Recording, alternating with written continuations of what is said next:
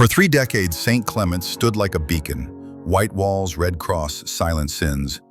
But the day its floor cracked open, so did its history. And beneath it was a secret the town had been praying to forget.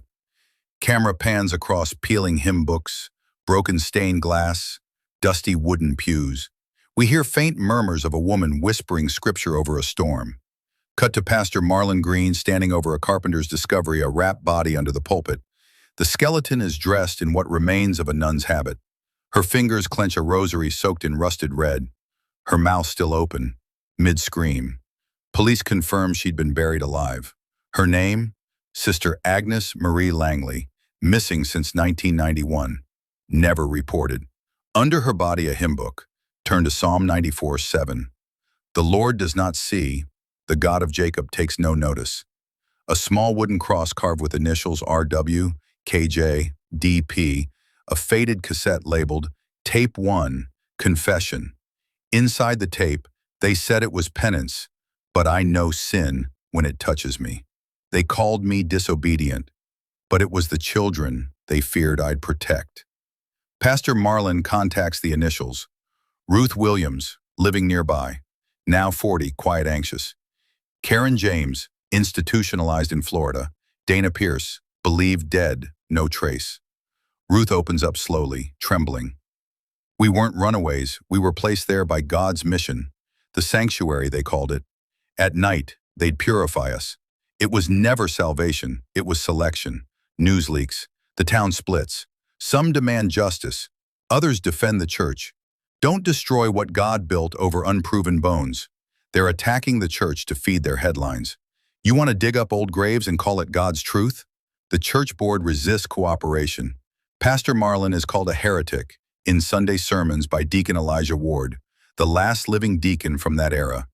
Digging into the past is how faith dies. Over several nights, Marlon listens to 7 tapes left behind by Sister Agnes.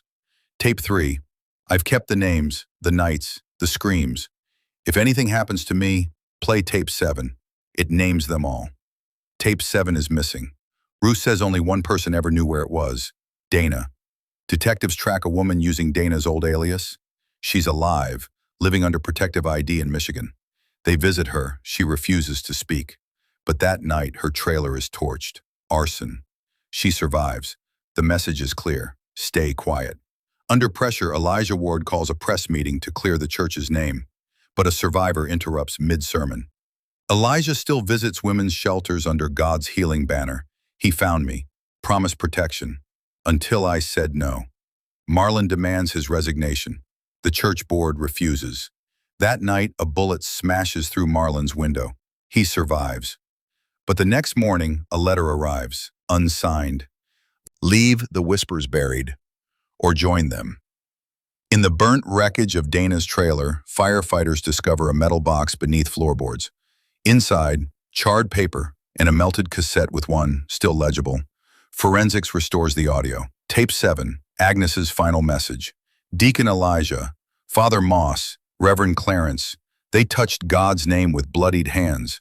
If they bury me here, let my bones preach what they silence. The state reopens all cases tied to St. Clement's. Elijah Ward is arrested mid-sermon. 2 more former deacons flee the country.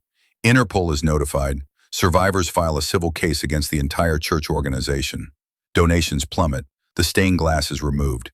A year later, St. Clement's is transformed into a center for survivors of religious abuse.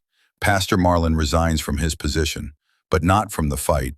Ruth and Dana launch a foundation, the Agnes Project. They host their first memorial inside the chapel, lit with 91 candles, one for each girl suspected to have passed through the sanctuary. Sister Agnes's grave is marked with scripture. Though she was silenced, her truth still speaks. Sometimes it's not the demons outside that ruin faith. It's the ones preaching in daylight. But even in silence, the truth rises. Whispered crimes, where every crime leaves a whisper.